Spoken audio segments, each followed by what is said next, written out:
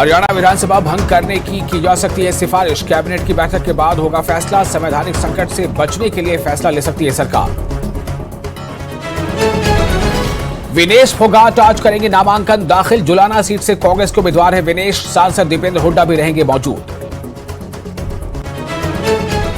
पूर्व सीएम भूपेंद्र हुड्डा आज दाखिल करेंगे नामांकन। गढ़ी सांपला किलोई विधानसभा सीट से भरेंगे पर्चा। रैली के जरिए भरेंगे हुंकार।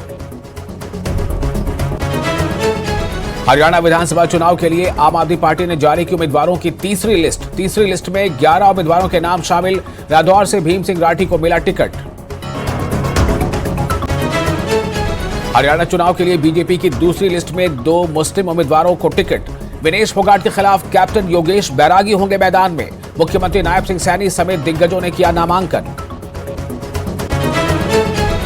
हरियाणा में बहादुरगढ़ से बीजेपी उम्मीदवार दिनेश कौशिक, निर्दलीय प्रत्याशी राजेश जून, इनेलो से शीला राठी और बादली विधानसभा क्षेत्र से ओम प्रकाश धनखड़ आज करेंगे नामांकन।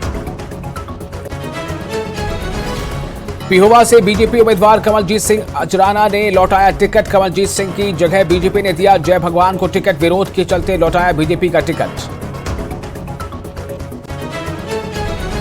हरियाणा विधानसभा के पूर्व डिप्टी स्पीकर और बीजेपी हरियाणा के उपाध्यक्ष संतोष यादव ने कहा पार्टी को अलविदा। 2014 से 19 तक अटेली विधानसभा क्षेत्र से विधायक रही संतोष। अटेली विधानसभा क्षेत्र से टिकट न मिलने से नाराज होकर दिया इस्तीफा। हिमाचल प्रदेश के संजौली में मस्जिद निर्माण का मामला। विशाल प्रदर्शन की तैयारी में कई संगठन। चप्पे चप्पे पर पुलिस का पहरा। धारा 163 लागू। हिमाचल में छावनी में संजौली भारी पुलिस बल तैनात। रात भर सुरक्षा व्यवस्था जांचते रहे डीसी और एसपी।